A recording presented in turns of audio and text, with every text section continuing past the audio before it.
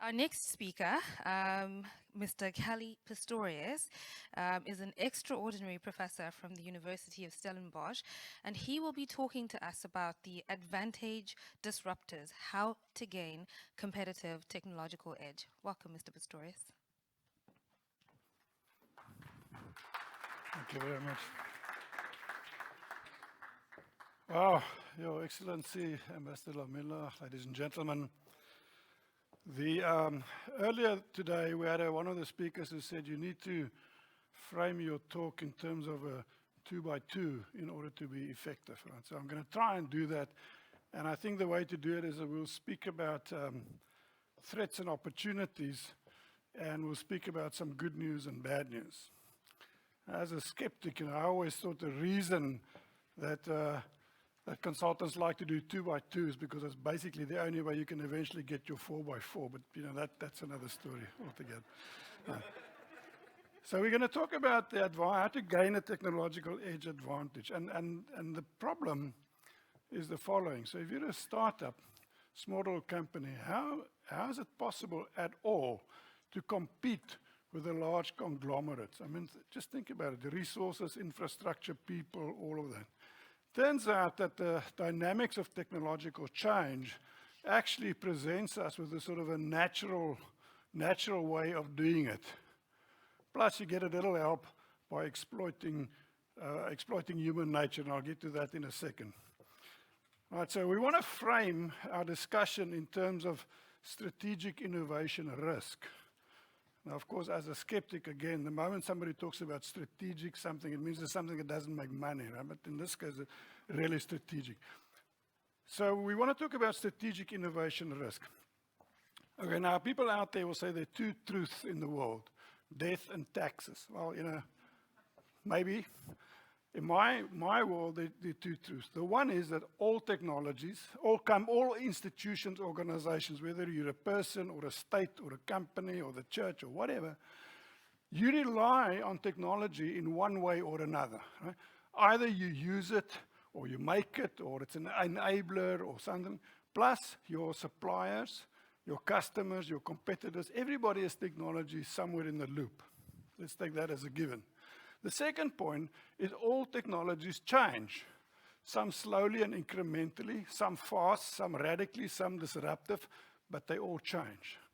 Right, so if we want to put those two truths together, we come to the point that says we can now look at the notion of strategic innovation risk, in the sense that the dynamics of technological change, those two together, actually presents a strategic business impact to whatever your organization might be, right? And those risks are manifested either as threats or opportunities. Sometimes you're the statue and sometimes you're the pigeon type of thing. And they manifested physically in emerging technologies. So if this is really a strategic innovation risk, it means that your organization should manage this risk in the same strategic manner that you manage financial risk, reputation risk, whatever risk you might be. The dilemma now becomes, so what is this strategic innovation risk? It's not only about, have you changed your password lately? What I want to show you is a bit of disruption in action as an example to illustrate the principle, and then we want to see what can we from that then extract a little bit from how is it possible for a small entrepreneurial organization to use the dynamics of technological change to actually gain an edge. Okay. So, risk inside innovation strategy, technology strategy becomes part of this discussion. Okay, now anytime you're in the company or your organization and you hear the phrase, where did blah, blah, blah, that come from? Then you know something is about to happen or it's already happened. So let's take the example where you, for reasons best known to yourself, decide you're in the organization, you're in the business of manufacturing petrol lawnmowers. Don't know why, but that's your business. And in fact, that's been a company business. So you can see Grandpa there pushing the first, petrol lawnmower. And in fact, you've built this business where you've become so good at it that nobody in the world can touch you. You're just plain the best petrol lawnmower manufacturer in the world. Now, of course, it didn't happen by itself. You started small with some experimental thing, made a few mistakes on the way, tried different variations, and eventually you came up with a world winner, right? Best petrol lawnmower in the world, keeps getting better and better, but nobody can touch you. Right? And then one day you discover, well, something strange is happening. Somebody is eating into our market share. Now, how can that be? Because we're the best petrol lawnmower company in the world, in fact, in the entire cosmos. So how's that possible? Well, you get the people who, the consultants go there and they do the digging and mystery shopping and whatever, and they figure out that, big surprise, there's something out there. These are the electric lawnmower people. And of course, they get the statistics to show it's more profitable and better and the rest of it and everything. And, you would never have imagined, because why? You were so focusing on your business being the best in the world. And this is where part of the trick comes in. How did you frame you're the best in the world? So you must be best at something. So how did you frame that? Well, the question you asked yourself, and I think Matebe this morning referred to as well, is how did you define the job to be done? Well, you defined the job to be done as what is the best way to cut the grass, to mow the lawn, petrol lawnmower. And we're going to come back to that in a second. Right, so then you say, well, we need to look at these other chaps who's doing the electric lawnmower, and you find out there's another company there. Also started by some other guy's grandfather, and there he was, the first thing. And he made his first model. Now, check out the drill there for the second. I'm going to come back to that. But anyway, eventually you come up with your product. It's a sort of a hovering electric lawnmower thing, doesn't have wheels, goes around. And this is the great competition that is eating into your market share. Just big problem. So what do? Well, obviously somebody attended this conference. So we got to innovate. We got to innovate. There's the only way. So you start innovating. So, well, what can we do? So, well, how's about, so far the lawnmowers we've built is you have to push. Right? You just walk there and you push the lawnmower. So, well, maybe we're going to turn this around. How do we just pull it? This is a great idea. So you go again, you try the first one. Market doesn't really respond that well. Then you get grandpa again, come out of retirement. And we got to get this thing where you can actually motor it along. You have to push it, motor it along. And then you integrate the whole thing. And eventually you come up with a world beater. Same, right? Nobody can touch you. So grandpa's out of retirement, driving the thing there. And it's like to see the other guys beat this thing, right? Then you say, well, this is not just good enough. We're also going to do a bit of product diversification. So maybe there's we can expand the market, and all that sort of thing. So let's get other sort of, this one again, market didn't quite respond, but it's the tries there. And then you get, of course, the hybrid thing where you get the sun to push the weaver, and you get the coronavirus models and so on and so forth. There's a lot of innovation going into this thing of getting a better petrol lawnmower to mow the lawn in a better way. Again, we're so focused on what we're doing, we forget that the other guy is doing the same thing. There was this brilliant military philosopher, Clausewitz, or one of his mates that said, the military plans are great, but they all go out the window when the first bullet flies. Okay? So you got to think the other guy is going to shoot back at some point.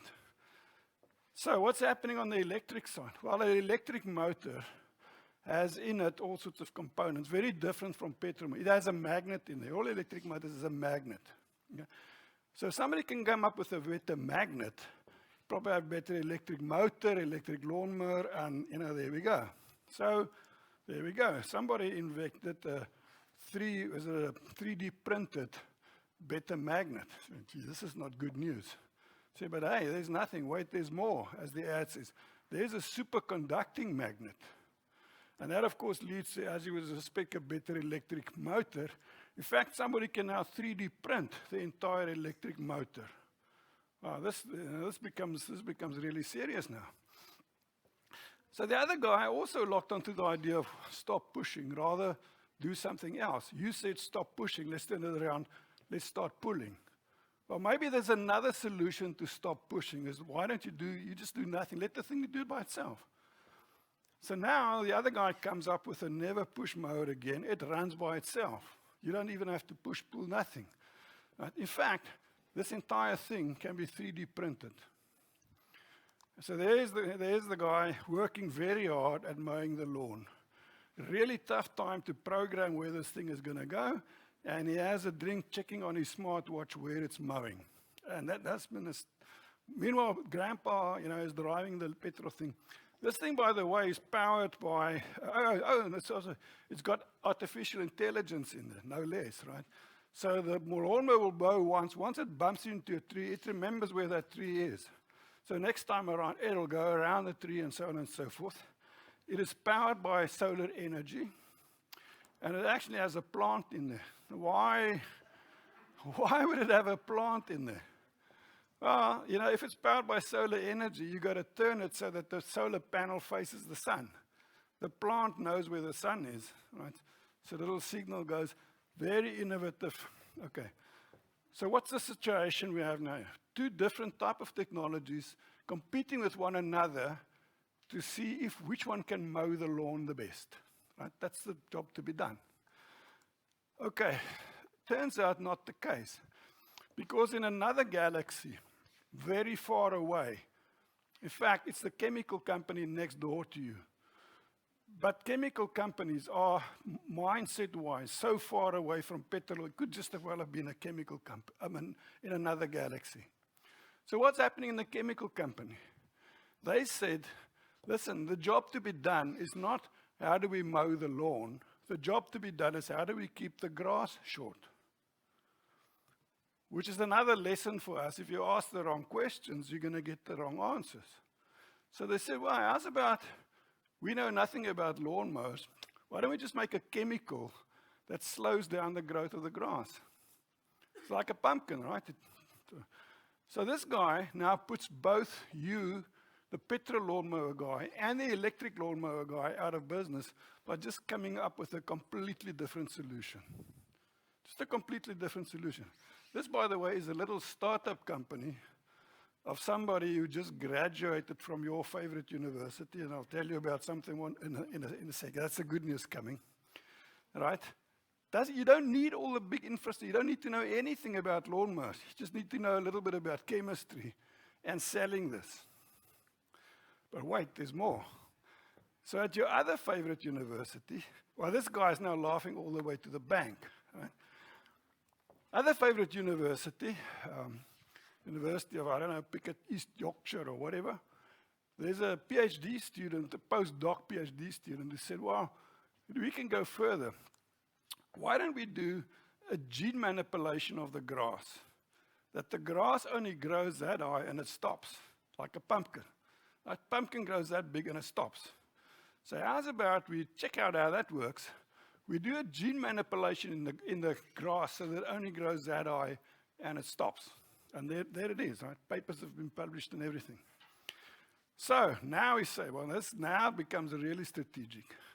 So while you're out there motoring away with your petrol lawnmower, the question becomes, what are the chances that in the same way you're actually now checking out, you're stalking the electric lawnmower guys, that you're keeping an eye on the University of East Yorkshire Biotech Department as a competitor? Well, zero. Why would you do it? But that's where the competition came from. That's where the disruptive technology came from. That is not only going to wipe your company, but for all we know, hypothetically, the entire lawnmower business is gone. And you can think of many industries that are gone. Right? We don't go to the Blockbuster to rent video to check it. We do it on Netflix. The entire industry gone. So it happens all the time. Typewriter industry. Not many of those around anymore, right? Now this is a startup company because there's the postdoc student being funded by, I don't know who the local chemical biotech industry is. Got a bursary, going to make a startup company. Doesn't even need a chemical company to do it. Right, so now we start developing an idea of how is it that new startups can compete with big companies. Well, all you do is you just change the rules of the game. You just decide we're going to play a different game, but the trick is, can you get it right to ask the right question in the first place and to define the job to be done the right way? So this, to my mind, is the essence of whatever theory you want to use to explain technological disruption. So imagine now you're the guy, you're an individual, and you own a hardware shop. So a guy walks in and he says, I want to buy a drill. And the first question is, you don't want to make an electric lawnmower? I says, no, I want to make an electric lawnmower. Well, wants to buy a drill. So you show him all the power drills. This one is green, and this one can drill this fast and that fast. This one's got this feature and that feature and the next thing. So where's the problem with that? I mean, you're a salesman, you're tending to the customer. What's the customer's requirements? If you think about it, what the customer really wants, is not a drill. This guy wants a hole, right? So this person wants you to sell him or her a hole, not a drill. But the drill was the intermediary sort of tool of language discussion. There are many other ways of getting a hole as well. So the trick is to figure out what is the problem to be solved, not how do you find the solution that is being put to you. Now, if startups and small entrepreneurs can be taught in a way or somehow be led to, listen, let's start at that point. That's about how do you build a faster drill, how do you make a better lawnmower? Because there are many companies doing that. But what are they doing? They're doing incremental innovations in fine-tuning their technology, read business model, more and more and more. Why? Because the head of the chemical company is probably a chemical engineer. That's what he learned, and it would have been an old man sitting there. The guy who's heaving up the petrol law is probably a mechanical engineer. So you're not going to convince that guy, listen, we're going to talk about molecules. So this is where the human behavior bit comes in. There's a bit of culture, organizational culture, there's idiosyncrasies in people, all of that becomes part of the mix, which you, as the startup entrepreneur, can exploit. Okay, so the question is, start with, what is the real job to be done here? Then it says, can an emerging technology or combination of emerging technologies solve this better, quicker, faster? Can it actually open new market niches as well? Well, because we're going to do more, not just the same thing, not the same thing better. And the issue is, what are the benefits that the customer wants to derive from this thing, rather than the features you get excited about? Right? So what is it the customer really wants? Wants a hole, not a drill. Right? And that is where the competitive advantage for the disruptor comes in. It's not that difficult. Is what you want to do is to look. Now let's explain it in a different way. You know, I come from a university, so we need to have a graph or two in there. So say, for example, there's the technology, and you, as a designer, you're the new entrepreneur. You've got two design parameters that you can play with to optimize this technology. And theoretically, we can calculate there's a maximum performance you can get out of this thing. Can't go faster than the speed of light, or if you have a propeller aircraft, or the blade in your lawnmower, it can't go faster than the speed of sound. There's some limit. Okay.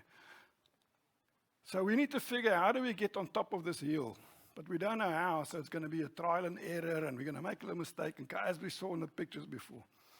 At the same time, we also know technologies don't grow in straight lines, they go in S-curves. Right? Start slowly, accelerate, and then as they approach the limit, they sort of taper off. So what you're going to see now is a red curve on both of those graphs simultaneously, showing how you battle your way up this hill, and at the same time, how that maps onto the S-curve. Okay, so there we go. So you're battling up this hill, and S-curve grows, and eventually you come to the top. Great stuff. Right? You won the prize. But what has happened in the background? Well, it's all the little incremental innovations and improvements you make that push you up this S-curve, mistakes and learn from other people and all the rest of it, until you get to the top. So once you get to the top, there's an optimum design. It's excellent, but you can't improve anymore because probably Mother Nature won't allow you, or the materials just can't take more heat, or something of the sort. There's a limit, and there's a trajectory. Okay, well, fine. Now what happens is some clever guy at your other university, or this girl we saw, the postdoc doing discovers something completely new. So all of a sudden the landscape changes. Another opportunity has arisen, but very often these opportunities are hidden in the noise. You don't open the newspapers, it's great new opportunity. You've got to look carefully, search, put things together, but theoretically it's there now. So there's a new opportunity that is possible, right? Somebody hasn't yet achieved it, maybe yet, but it's possible. So you reframe your problem and your job to be done, and you see, well, where we are now at the limit of the old opportunity, but there's a new opportunity. So how do we get there? And this is the real thing, why I think entrepreneurial small startup companies with no baggage, i.e. if you're a bank and you have a lot of branches, it's legacy stuff that you sit with. New startup companies don't have that. Also, they don't have the mental blockages that old companies have of the company culture, which is great, but it can also hold you back. So what we're going to see now is the trajectory. If you're the red company and you've reached the top of the old limit, shown on the left there, how do you get to the top of the new limit? Well, you got to do this, right? So if I'm lucky, we're going to do this. So you start at the top, then you have to unlearn. You have to go down the little valley there, and then up to the top to the new one. And it's the unlearning bit that is the extremely difficult bit for companies to do. Whereas if you're the startup company, no legacy, no other nonsense to deal with, you start at the bottom and you just go up. But the unlearning, whatever that might entail, is the difficult bit. If you're a startup company, you worry about how do you do the blue curve. But actually what's counting in your favor is the old companies who are not, they're used to going up. They don't know how to rethink themselves, how to reinvent themselves, or not many of them do. Okay. So many things counting in your favor as the entrepreneurial startup company to say, well, you can make a success. You can actually disrupt this entire industry and make it disappear and replaced by an entirely new industry. So there's the inspiration, right? Be the girl on the right. Just do something completely different, and you'll be a great success. Right, so these are, you read the academic journals and all of that stuff, and people will tell you what are the characteristics of disrupted industries. And you find essentially everything is new. Right? New business model, new delivery models, new time frames, new whatever. Also, the industry leaders change. But the important thing there is the business models change. And this is sometimes the difficulty that the old companies, mature companies, let's call them mature companies, have. They can't change the business models overnight. Whereas a new company, you can do that. So I think Matebe also mentioned Professor Christensen earlier this morning. He's the guy that wrote the first books on disruption. So what he says is, having looked at companies that were very successful companies, and why they failed.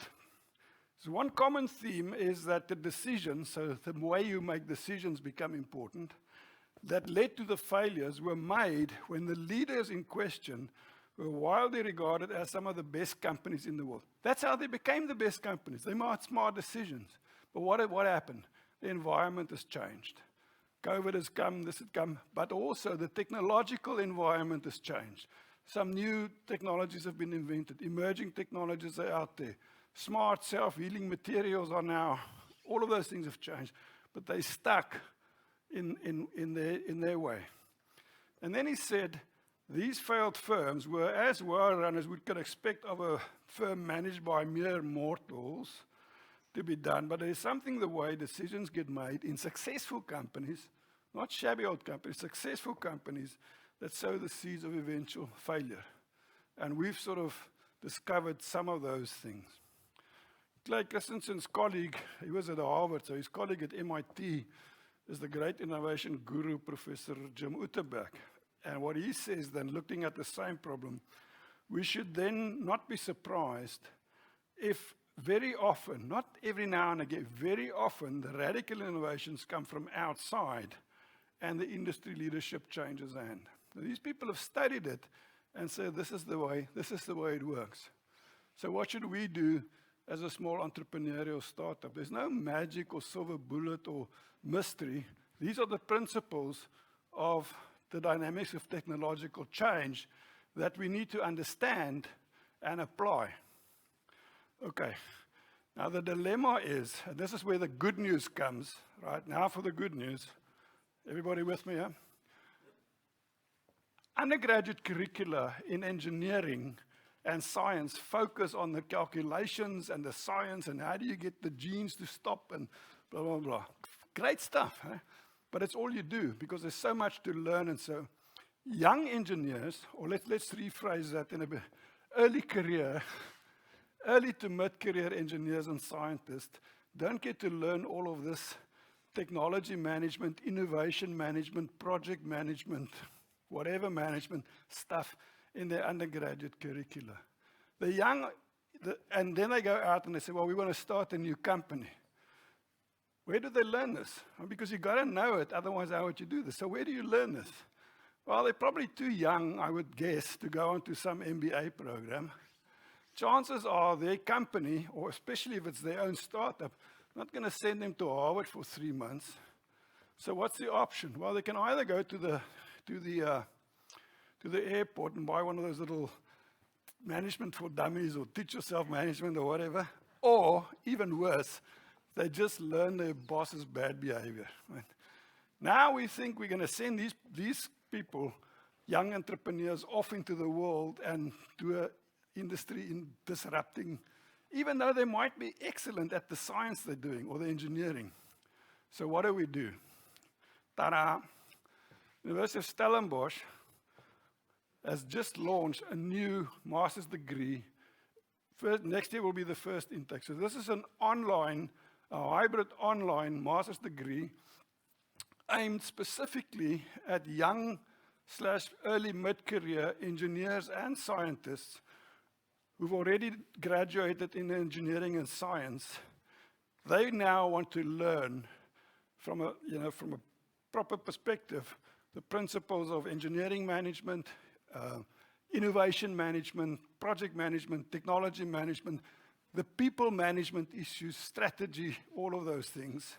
And we've also included as one of the electives technological entrepreneurship, particularly for those students who want to start their own businesses, can take that as an elective. So this little degree is brand new. It's online, so you can enroll anywhere in the world in this degree. It is specifically designed for working people part-time, right? So if you study part-time, the scheduling, the workload, all of this has been worked out to work for you. So it's a structured degree in the sense that we have 8 modules that you take, spread over 2 years, 2 modules per semester. And then in the end, there's a sort of a mini thesis project that you complete, and we really encourage you to do that on something that is relevant to your work at wherever you work. So we sort of really want you to be in a job, otherwise you're not going to really appreciate the things you're going to learn. We encourage the employers to be part of this team, partly because we want them to pay for the students' fees and give them a bit of time to study. But at that point, when you're an employer and you have a graduate engineer or scientist working for you, there's very little risk. Your risk is more in how do I retain this person and because you've already recruited them. So from an employer's viewpoint, investing in your graduate, early to mid-career engineers in science by sending them to a degree like this one, and by the way, hopefully this one, I think is a very good investment. So the good news is this afternoon is, I think officially, or we acknowledge that this is something that young, early, mid-career scientists, engineers need to know. And there is a definite need, I think, in the market for this, especially where we live in a post-pandemic era where you can do this, online from anywhere in the world. Ladies and gentlemen, that is my story for the afternoon. Thank you very much for listening. Please have a look at our website there, memsun.ac.za, and we'll be delighted to speak with you anytime if you have any interest or questions. Thank you very much.